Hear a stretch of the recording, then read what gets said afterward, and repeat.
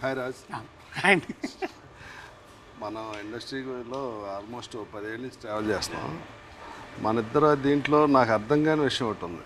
అదేంటంటే మీరు పర్సనల్గా మీరు ఎలా ఉంటారో నాకు తెలుసు, మీరేంటో నాకు తెలుసు. కానీ మీ పర్సనల్ దానికి పబ్లిక్లో మీకున్న దీనికి బయటకు వచ్చి మీ దీనికి అసలు ఏ సంబంధం ఉండదు. అలా ఎందుకు ప్రాజెక్ట్ అవుతుంది అంటారు? రీజన్ ఏంటంటారు? అంటే నాకు తెలిసి ఇప్పుడు రీసెంట్గా జరిగిన ఇన్సిడెంట్స్ కాకుండా ఇంతకుముందు ఏంటంటే స్క్రీన్లో చూసినప్పుడు ఒకలా కనబడతాం కదా. నేను అప్పుడు అంటే I can act but I can't pretend అని చెప్పి. సో యాక్షన్ కట్ మధ్యలో నేను వేరు, కట్ తర్వాత నేను వేరు మళ్ళీ. అవును, అది ఓకే. అంటే పర్సనల్ లైఫ్లో మీరు చాలా సాఫ్ట్గా ఇలా ఉంటారు కదా అందరితో. అంటే నేను మన ట్రావెల్లో ఎప్పుడు అంటే మీకున్న ఓపిక భూమికి కూడా ఉండదని నేను ఎప్పుడూ అంటుంటాను. కానీ జనానికి వచ్చేటప్పటికి, మీడియాకి వచ్చేటప్పటికి మీ ప్రొజెక్షన్ టోటల్గా వేరేలా కనిపిస్తూ ఉంటుంది ఎప్పుడు. దానికి రీజన్ మీరేమనుకుంటున్నారు పర్సనల్గా? నేను అంటే అది జరిగిన ఫస్ట్ ఏంటంటే ఇమీడియట్గా అయితే ఖచ్చితంగా ఎఫెక్ట్ అవుతాం. ఆమె హైపర్ సెన్సిటివ్ పర్సన్, ఇమీడియట్గా అయితే ఎఫెక్ట్ అవుతాం. కొన్ని రోజుల తర్వాత అసలు నేను ఇష్యూ గురించి ఇష్యూ అని కాదు, జనరల్గా మామూలుగా అదే అంటే చెప్పా కదా, స్క్రీన్ మీద చూసినప్పుడు ఇలాగా అనుకుంటారు. అంటే నేను ఏంటంటే అల్లరగా హైపర్ యాక్టివ్గా చేసిన సినిమాలు చూసి ఇలా అనుకుంటారు. అలా కాకుండా చేసినవి ఆడలేదు. కాగా మన పర్సనాలిటీ అన్నది ఆటోమేటిక్గా జనం గుర్తిస్తారు. నేను సినిమాల్లో క్యారెక్టర్లో వాటి గురించి మాట్లాడ అసలు మన పర్సనల్ దీనికి అట్లీస్ట్ సోషల్ మీడియాలో యాక్టివ్గా ఉన్నా, లేకపోతే మీడియా ముందు ఎక్కువ ఉన్నా సరే తెలుస్తుంది. నేను సోషల్ మీడియాలో యాక్టివ్గా ఉన్నాను, నాకు అలవాటు లేదు, ఎలా ఉండాలో కూడా తెలియదు. ఇప్పుడు సినిమా రిలీజ్ ముందు సినిమా పోస్టులు పెట్టడం తప్ప నాకు పెద్ద రాజు. అది కూడా ఏంటంటే పక్కన రోజు ఎలా పోస్ట్ పెట్టాలని చెప్పి. సో అప్పుడైతే నా పర్సనాలిటీ అనేది తెలుస్తుందేమో. బట్ లేకపోతే నేను బయటికి ఎక్కడికి వెళ్ళను, ఎవరిని కలవను. ఎవరన్నా సరే నా ఫ్రెండ్స్ 2-3 ఉంటే వాళ్ళు కూడా ఇంటికి వస్తారు తప్ప నేను ఎక్కడికి వెళ్ళను. మీరు మోస్ట్ ఇంట్రావర్ట్ అవడం వల్ల ఈ ప్రాబ్లం వచ్చింది. మేబీ దానివల్ల ఏంటి. అది కాకుండా మీరు సినిమా అంటే మీకు ఎంత ఇష్టం నాకు తెలుసు. రోజుకు 2-3 సినిమాలు, అది లాంగ్వేజ్తో సంబంధం లేని చూస్తారు. మీకు సినిమాకి సంబంధించి 24 క్రాఫ్ట్స్లో ఎంత గ్రిప్ట్ ఉందో నాకు తెలుసు. ఇవాళ డైరెక్షన్ చేయమంటే మీరు ఎక్స్ట్రాడినరీగా చేయగలుగుతారు. కానీ మామూలుగా బంగారం పని చేసిన వాడి దగ్గర బంగారం ఉండదు, క్యాషియర్ దగ్గర క్యాష్ ఉండదు లాగా మనకు అంత ఎక్స్ట్రాడినరీ టాలెంట్ నాకు తెలుసు. మీకు కథ సైడ్ కానీ ఇప్పుడు సినిమాల్లో లిరిక్ కావాల్స్తే లిరిక్ కూడా రాశారు. ఏ సినిమా? 2 సినిమాలు రాశాను. కిట్టునాడు జాగ్రత్తలో రాశాను, తర్వాత ఇది రంగుల రత్నం రాశారు. ఆ సాంగ్స్ సూపర్ హిట్ అని. నాకు తెలియని విషయం ఏంటంటే మనకెందుకు సూపర్ డూపర్ హిట్ వచ్చి కథ, ఆ కథ మీకు ఇక్కడ తప్పు అనిపిస్తే మీరు చెప్పరా, లేకపోతే డైరెక్టర్ చూసుకుంటాడు అని వదిలేస్తారా? అంటే ముందు ఇట్లు లేదు కాబట్టి వినట్లేదు సార్, ఈ సినిమా తర్వాత వింటారు. ముందు ఇట్లు కదండి, మనం కొట్టినట్టు కాదు. మీరు చేసిన హ్యాట్రిక్ హిట్ ఇండస్ట్రీకి వచ్చిన ఇమ్మీడియట్గా ఎవరికి రాలా, చాలా పెద్ద హిట్లు కదా. అంటే నేను మిమ్మల్ని ఎందుకు ఇంత పర్టికులర్గా అడుగుతున్నానంటే ఇందులో మీ లోపం ఉందా, దేనివల్ల మీరు? నా లోపం కూడా ఉందండి, నా లోపం కూడా ఖచ్చితంగా ఉంది. ఎందుకంటే నేను ఇంతకుముందు పెట్టినంత ఎఫర్ట్, అంటే యాక్టింగ్ వైపు కాకుండా క్రియేటివ్ వర్క్లో ఇంతకుముందు పెట్టినంత ఎఫర్ట్ నేను కూడా అంత పెట్టలే, because of various reasons. But నేను కూడా అంత పెట్టలేకపోయాను, నాకు ఆ స్పేస్ దొరకలేదు నాకు. సో నేను కూడా అంత పెట్టలేకపోయాను. బట్ ఇప్పుడు అలా లేదు. కాదు, పెట్టలేకపోవడానికి మీరు సినిమా తప్ప ఏం తెలియదుగా మీకు. బయట ప్రపంచంలో ఎవరితో కనెక్షన్ ఉండదు, అసలు ఎవరితోటి మాట్లాడరు. సినిమా రాసుకోవటం చూడటం అంతే కదా. నేను అనేది దాని గురించి అదే అంటే మెంటల్ స్పేస్ కూడా ఉండాలి కదా. మైండ్ ఆక్యుపై అయిపోయి ఉంటే అంత ఎక్కువ టైం కూడా స్పెండ్ చేయలేం. ప్రశాంతం కూర్చొని సినిమా చూసుకోవాలనిపిస్తుంది తప్ప, లేదా పుస్తకం చదువుకోవాలనిపిస్తుంది తప్ప కూర్చొని రాయాలి అని ఇది రాదు. ఇప్పుడు అలా లేదు. ఓకే, ఉన్నావు ఫుల్ ఫ్రెష్, మళ్ళీ బ్యాక్ టు నార్మల్. ఇప్పుడు ఈ సినిమాలో మేము ఆడియన్స్గా ఈ సినిమా ఇప్పుడు మీరు చేసి భలే ఉన్నాడే సినిమా ఎందుకు చూడాలి, దాంట్లో ఏంటి స్పెషల్? ఫస్ట్ ఒకటి ఏంటంటే థియేటర్లో ఎందుకు చూడాలో చెప్తాను. ఒక ఎంటర్టైన్మెంట్, ఒక సినిమా థియేటర్లో కలెక్టివ్ వ్యూయింగ్ ఎక్స్పీరియన్స్ ఇంట్లో కూర్చొని టీవీలో చూస్తే రాదు సార్, ఖచ్చితంగా రాదు. నేను ఒక్కడనే కలిసి చూసిన సినిమా ఫస్ట్ థియేటర్లోనే లైట్లు ఆగిపోయి సినిమా స్టార్ట్ అయిన తర్వాత అద్భుతమైన సినిమా, అది it's one of my most favourite films. చుట్టూ ఒక ప్రపంచం ఉంది అన్న విషయం మర్చిపోయాను, నేను ఆ సినిమాలోకి వెళ్ళిపోయాను. మీరు మహేష్ ఫ్యాన్ కదా? అప్పటి నుంచి, ఆ సినిమా నుంచి మహేష్ బాబు గారి ఫ్యాన్. అప్పటి నుంచి నేను ఫిక్స్ అయ్యాను, నేను ఈ రోజు నుంచి మహేష్ బాబు గారి ఫ్యాన్ అని చెప్పి డైహార్డ్ ఫ్యాన్ నేను. సో అంటే ఒక థియేటర్లో సినిమా చూస్తే అంటే మొత్తం చుట్టూ ఎస్పెషల్లీ ఎంటర్టైన్మెంట్ ఎమోషను ఒక 10 మంది 20 మంది 30 మంది కలిసి కూర్చొని చూస్తే వేరేలా ఉంటుంది, ఒక్కళ్ళ ఇంట్లో కూర్చొని చూస్తే వేరేలా ఉంటుంది. సో థియేటర్లో ఖచ్చితంగా చూడడం చాలా ఇంపార్టెంట్. అండ్ సినిమా ఎందుకు చూడాలి అంటే ఇట్స్ చాలా బ్యూటిఫుల్ ఎమోషన్. నాకు అన్నిటికంటే something that attracted to me towards that film is that మనకి టువర్డ్స్ ద ఎండ్ ఒక అద్భుతమైన ఎమోషన్ ఉంటుంది. అండ్ సినిమా అంతా కూడా అంటే ఎంతకుముందు నేను చేసిన క్యారెక్టర్ల కంటే కొంచెం కొత్తగా ఉంటుంది. ప్లస్ ఎంటర్టైన్మెంట్ కంప్లీట్ ఎంటర్టైన్ చేస్తూనే ఉంటాం. అండ్ మా డైరెక్టర్ అతని కన్విక్షన్ నెక్స్ట్ లెవెల్. అసలు ప్రతి షాటు కూడా కావాల్సినట్టు వస్తే తప్ప వదలడు. ఖచ్చితంగా ఇలాగే రావాలి అంటే పట్టుకుంటాడు అంతే. అండ్ అలా తెచ్చుకుంటాడు కూడా. అది ఇప్పుడు టీజర్ చూస్తే చాలా పాజిటివ్ వైబ్ ఉందండి. మీరు చేసిన ఇంతమంది సినిమాల కన్నా ఇది ఒక డిఫరెంట్ సినిమా అన్నది చూస్తేనే తెలిసిపోతుంది. అందులో మీరు అమ్మాయిలా బిహేవ్ చేయటం అదంతా హార్మోన్స్ లోపమా లేకపోతే క్యారెక్టర్? హార్మోన్స్ లోపం లేదు సార్, క్యారెక్టరైజేషన్. హార్మోన్స్ లోపం అంటే కేసులు ఎక్కేస్తారు. నేను అసలు ఆ జోలికి వెళ్ళిన. హార్మోన్స్ లోపం లేదు సార్. కాదు కదా, అంటే ఒకటేంటంటే క్యారెక్టర్ ఏంటని అడగడం కోసం అలా అంటే హార్మోన్స్ లోపమే ఉండదు. బట్ ఈ behaves like that for cinema చూస్తే అర్థమైపోద్ది. అదే నేను చెప్పా కదా, నాకు అతి మంచితనం ప్లస్ చాలా నాకు చాలా నచ్చిన ఎమోషన్ అదే. It comes towards the end of the film. అక్కడ అర్థమవుతుంది వై హీఈస్ లైక్ దిస్ అని చెప్పి. సో అది హార్మోన్స్ లోపం కాదు కానీ అంటే క్యారెక్టర్ అలాంటిది. And he gross up with single ma'am. So అందుకే వంట చేయడం నేర్చుకుంటాడు, ముగ్గులు వేస్తాడు, ఆడి ప్రొఫెషన్ సారీ డ్రైపింగ్. సో ఈ చాలా మిస్అండర్స్టాండ్ చేసుకోవడం చాలా ఈజీ ఆ క్యారెక్టర్ని. ఓకే, అదేలేండి, మామూలుగా కూడా అదే కదా ప్రాబ్లం. అంటే మీకు బాగా క్లోజ్గా ఉన్న వాళ్ళకి తప్పు తెలియదు మీకు అంటే మీరు ఎవరితో క్లోజ్గా ఉంటారు. ఇట్లా కొడితే 10 మంది తెలిసిన ఇండస్ట్రీలో కూడా ఎవరు చేసి సినిమాలు చేసిన డైరెక్టర్లు ప్రొడ్యూసర్లు కూడా చాలా తక్కువ మంది మీతో. ఇప్పుడు సినిమా అంటే ఇష్టం కదా, ఇప్పుడు మీరు ఎడిటింగ్ చేయగలరు, సీన్ రాయగలరు. నేను చూశాను, సీను రాయటం మొదలు పెడితే చాలా బెటర్గా రాయగలరు. ఇవన్నీ కాకుండా స్క్రీన్ మీద హీరోగా కనిపించాలి కదా, దానికోసం మీరు ఏం చేస్తున్నారు? అంటే బాడీ దీనికోసం కానీ సినిమాకి బెటర్ డ్యాన్స్ కానీ ఇంకోటి కానీ అలా మీరు ఏమైనా ఎఫర్ట్? ఇప్పటిదాకా అయితే దానికోసం యాక్చువల్లీ నేను చెప్పా కదా, last few years I was not able to put much effort. ఇప్పుడు మాత్రం చాలా ఎఫర్ట్. ఇప్పటిదాకా కాకుండా ఇప్పటి నుంచి కొత్త రాస్తారని చూస్తారు. అదే కొత్త ఆడియన్స్ కూడా ఆ బెటర్ దీనికోసమే వెయిట్ చేస్తున్నారు. ఎందుకంటే ఆర్టిస్ట్గా మీ గురించి అసలు 1% కూడా ఎవరు మాట్లాడటం లేదు. ఇంకోటి కదా, ఎందుకంటే ముఖ్యంగా ఒక అసిస్టెంట్ డైరెక్టర్గా జీవితాన్ని స్టార్ట్ చేసి హీరోగా స్టాండ్ అవటం ఇట్స్ వెరీ టఫ్. ప్లస్ చేసిన ఫస్ట్ 3 సినిమాలు ఎక్స్ట్రాడినరీ హిట్. మీరు అసిస్టెంట్ డైరెక్టర్ నుంచి హీరోగా మారటానికి మధ్యలో ఏం స్ట్రగుల్ అయ్యారు? అసిస్టెంట్ డైరెక్టర్ నుంచి హీరోగా మారడానికి అంటే యాక్చువల్లీ నా స్ట్రగుల్ అంతా కూడా ఫస్ట్ ఏడీగా జాయిన్ అయిన తర్వాత ఒకరోజు మీరు అంతకుముందు షార్ట్ ఫిల్మ్స్లో బాగా ఫేమస్ కదా. షార్ట్ ఫిల్మ్ అంటే షార్ట్ ఫిల్మ్స్ ఫేమస్ అంటే అప్పుడు ఆ షార్ట్ ఫిల్మ్స్ చూసారు కానీ నేను షార్ట్ ఫిల్మ్స్ చేయడం అనేది షార్ట్ ఫిల్మ్స్ ఫేమస్ అవ్వడం కోసం కాదు. అందుకే నేను చేసిన ఏ షార్ట్ ఫిల్మ్ కూడా మానిటైజ్ చేయనివ్వాలి. ఎందుకంటే ఇప్పుడు మానిటైజ్ చేసి అక్కడ డబ్బులు వచ్చాయంటే దాంతో ఆనందపడిపోతున్నాం. గోల్ అది కాదు, సినిమాలు చేయాలి. సో గోల్ అది. సో అందుకే మానిటైజ్ చేయనివ్వాలి. నేను చేసిన ఏ షార్ట్ ఫిల్మ్ కూడా మానిటైజ్ చేయలేదు.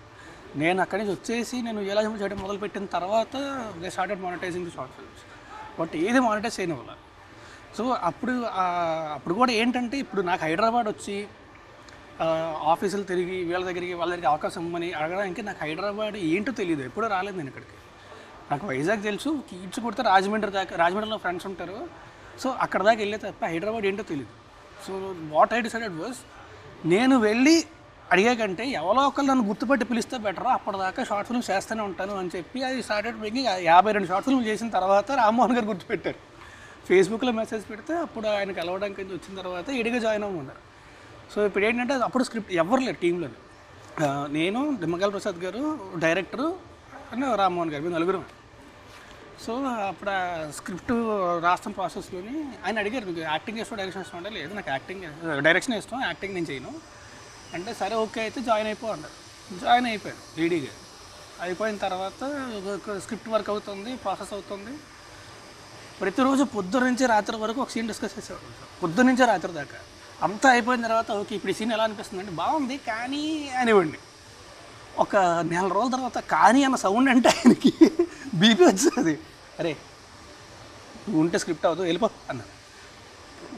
బీటెక్ అన్నీ వదిలేసి వచ్చేసి నువ్వు ఎక్కడికి వెళ్ళిపోతావు? ఫ్లాట్ ఉంటే ఎర్రగడ్డ ఫ్లాట్కి వెళ్ళా రెంట్ కట్టడానికి కరెక్ట్గా ఇది ఎప్పుడు మంత్ ఎండ్కి ముందు 2 రోజులు అయితే జీతం వేస్తారు. ఆ జీతం కూడా 3000 రెంట్ కట్టుకోవచ్చు. ఏది లేదు నేను చెప్పా అదే రెంట్ కట్టడానికి డబ్బులు లేవు అంటే అయితే వెళ్ళిపోన్నాను. నేను చెప్పాను సార్ నేను వెళ్ళిపోతాను ఇప్పుడే వెళ్ళిపోతా ఇంట్లోంచి. కాకపోతే ఒక పరుపు అంటే పరుపు కూడా కాదు మనకి ఎర్రగడ్డలో బొంతలు దొరుకుతాయి కదా. ఒక బొంత ఒక పీసీ పెద్ద మానిటర్ అయి ఉంటుంది కదా పీసీ ఒకటి ఆ 2 ఉన్నాయి. ఒక ఎలక్ట్రిక్ కుక్కర్. ఏం చెప్పా ఆ 3 అక్కడ ఉంచండి. నాకు కొన్ని రోజుల తర్వాత వేరే ఎవరైనా దిగితే ఇంట్లో ఎవరైనా వేరే వాళ్ళు దిగితే అది పడేయండి బయట. లేదు ఇంకా దిగలేదు అంటే నేను మీ రెంట్ మీకు ఇచ్చేసా పట్టుకెళ్ళిపోతానని చెప్పాను. సరే ఓకే అంటే తిన్నంగా నడుచుకుంటూ వెళ్ళి ఫుట్పాత్ మీద పడుకున్నాను. ఫ్లాట్ ఎదురు కాదు కరెక్ట్గా ఫ్లాట్ ఏంటంటే సందు ఎర్రగడ్డలో జేకే పాయింట్ అంటాం. లోపలికి వెళ్తే అక్కడ లోపలికి వెళ్ళి లెఫ్ట్ తిరగాలి అక్కడ ఫ్లాట్. సో తిన్నగా బయటకు వచ్చి పడుకున్నాను. ఇంకేం చేస్తాం ఎక్కడ పడుకున్నా 11 రోజులు 12 రోజులు పడుకున్న తర్వాత ఆ తర్వాత ఫుడ్ ఏం లేదు. 12 రోజులు ఏం తిన్నా. కొన్ని రోజులు ఏంటంటే అక్కడ దూరంగా కోవిల్ ఉండేది అక్కడికి వెళ్ళి వాటర్ తాగి పడిన తర్వాత అది కూడా లేదు ఇంకా అలాగే పడుకున్నా అంతే. సో 11-12 రోజుల తర్వాత మళ్ళీ నవీన్ నాయక్ అని చెప్పి ఉంటాడు ఏడి. సో తను వస్తూ ఉంటే ఆ ఫ్లాట్కి వెళ్ళడానికి వచ్చి లెఫ్ట్ తిరగాలి కదా ఇక్కడ బయట ఉన్న ఫుట్పాత్ మీద వస్తే పిలిచా కాదు సార్ రమ్మంటారు. సరే పద అంటే అరే నువ్వు లేకపోతే ఎక్కడో దగ్గర సెటిల్ అయిపోతున్నారా దా చేద్దాం కలిసి. ఓకే సార్ అన్న అప్పటికి అసలు ఊటకెళ్ళేది ఏం లేదు. ఈ 13 రోజులు మీ మానసిక పరిస్థితి ఏంటి? యాక్చువల్లీ టు బీ ఆనెస్ట్ నిజంగా చెప్పాలంటే అంటే ఫుడ్ లేదు వాటర్ లేదు అంటే వినే వాళ్ళకి ఏదో అనిపిస్తుంది కానీ అప్పుడు ఏం లేదు sir. I was 20 years old. ఒక ఫైర్ ఉంటుంది కదా తిరిగి వెనక్కి వెళ్ళాలని లేదు. ఫైర్ ఉన్నా కానీ సార్ అసలు ఫుట్పాత్ మీద పొడుగుని 13 రోజులు ఫుడ్ లేకుండా వాటర్ లేకుండా ఉంటుంటే ఏంటి ఆ టైంలో ఒక ఇది ఉంటుంది కదా ఒక ఫైర్ ఉంటుంది లోపల ఏమనిపించవు. ఏదోటి పీకుతానని తెలుసు పీకే తిరిగి వైజాగ్ వెళ్తే ఏదోటి పీకే వెళ్ళాలి లేకపోతే వెళ్ళకూడదు. సో అదే ఉంది అంతే. ఏదోటి జరుగుద్ది నాకు తెలుసు నా టాలెంట్ ఉందో నాకు నమ్మకం ఉంది. వెళ్ళిన తర్వాత ఆయన ఇదే అన్నారు అరే నువ్వు లేకపోతే ఎక్కడో సెటిల్ అయిపోతున్నారు నువ్వు బాగుంది కానీ అన్నదే బాగుంది ఉండు రాద్దాము. అప్పుడే నాకు రైటర్గా ప్రమోషన్ ఇచ్చారు. ఆ రోజు నైట్ సో ఫుడ్ తీసుకొని బిర్యానీ తెప్పించారు. ఒక పిచ్చోళ్ళ తిన్నాను నేను. చూస్తా ఆయనకి అర్థం కాదు ఈడేంటి ఎలా తింటున్నాడు అని. ఆయనకి ఏదో ఆయన అడగలేదు ఆయన ఏం అడగలేదు కానీ ఆయన తేడా కొట్టింది తేడా కొట్టి అప్పుడే అరే ఈ రోజు నుంచి నువ్వు సినిమాకి రైటరు అని చెప్పి నా జీతం కూడా పెంచి ఆయన నన్ను ఇంకో 4 లేడీస్ ఉంటారు అందరికీ కూడా ఆయన ఒక ఫ్లాట్ చూసి అక్కడ పెట్టి ఈ took extreme care of me after that. పరుపు కుక్కర్ తెచ్చేసుకున్నారా? పరుపు అక్కడే వదిలేసాను. కంప్యూటర్ ఒకటే తెచ్చుకున్నా పరుపు కుక్కర్ అక్కడ వదిలేసాను. ఇందులో హీరో ఎలా అయ్యారు? అసిస్టెంట్ రైటర్ కదా. ఇప్పుడు రైటర్ ప్రమోషన్ ఇచ్చారు కదా. సో మొత్తం స్క్రిప్ట్ వర్క్ స్క్రిప్ట్ అంతా అయిపోయింది. నాకు డైలాగ్స్ స్క్రీన్ ప్లే క్రెడిట్ కూడా ఇచ్చారు నాకు సినిమా. సో స్క్రిప్ట్ అంతా అయిపోయిన తర్వాత ఏంటంటే ఇప్పుడు కాస్టింగ్ స్టార్ట్ చేయాలి. ఎవరు నాకు చెప్పినట్టు మేము 9 టీం. సో ఫస్ట్ ఏంటంటే సినిమాలో heroine important. So first heroine finalise చేసుకుందాం. హీరోయిన్ ఫైనలైజ్ చేసిన తర్వాత హీరోయిన్ దిగుద్దాం అని చెప్పి సరే అని చెప్పి ఒక 30 మందిని ఆడిషన్ చేశారు. కాకపోతే అక్కడ ఎవరు లేరు కదా. క్యూ డైలాగులు చెప్పడానికి ఎవడోడు కావాలి.